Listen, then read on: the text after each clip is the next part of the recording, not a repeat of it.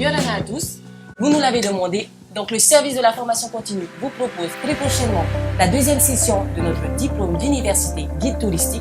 Et nouveauté cette année, elle sera disponible à distance. Vous avez un projet de circuit touristique que vous souhaitez développer, alors cette formation est faite pour vous. Elle contient plusieurs modules d'enseignement, notamment un module de guide touristique, un module de culture polynésienne, ainsi qu'un module d'archéologie, adapté au cas de la Polynésie. Et puis des outils qui vont vous aider à développer votre projet, notamment des enseignements de business plan, des enseignements de community management et d'économie du tourisme.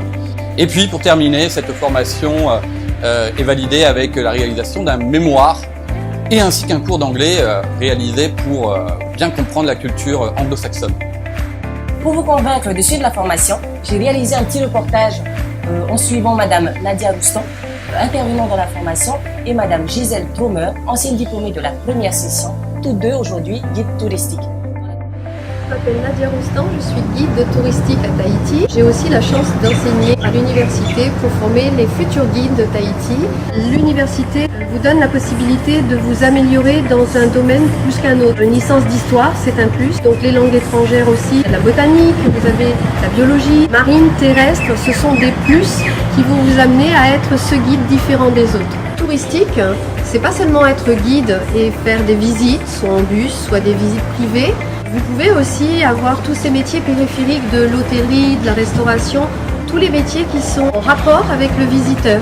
Il n'y a pas d'âge pour être guide. On peut être sorti de l'école ou être déjà une maman mais avoir envie d'avoir une occupation, ou tout simplement être une matayapo et avoir beaucoup de temps libre parce que les enfants, les petits-enfants sont à l'école. Et du coup, on a envie de partager, avoir ce contact avec les visiteurs, partager sa culture. Un tour au marché, par exemple, une visite lors d'une heiva, et là, on va montrer le Ori Tahiti, les percussions, etc.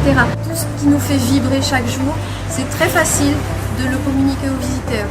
Rana, je suis Moana, guide touristique. Ma mission aujourd'hui, grâce à l'université, de partager ma passion, puiser dans ma passion pour pouvoir mieux transmettre nos manihini aux touristes. Le DU universitaire, elle est très important parce qu'elle va mettre en avant la proximité des scientifiques comme les archéologues, la disponibilité des langues anglaises, japonaises ou autres en premier lieu puisqu'on est dans le fénois, l'amour de notre culture, donc bien pouvoir partager nos mots.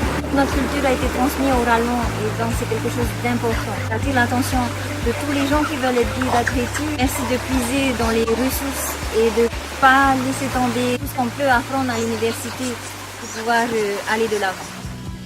Pour toute demande de renseignements et inscription, vous pouvez me contacter directement aux coordonnées affichées à l'écran ou vous pouvez venir directement me voir à mon bureau. Je suis située en face de la bibliothèque universitaire au rez-de-chaussée du bâtiment A. Donc en espérant vous compter nombreux pour cette session, je vous dis donc à très bientôt.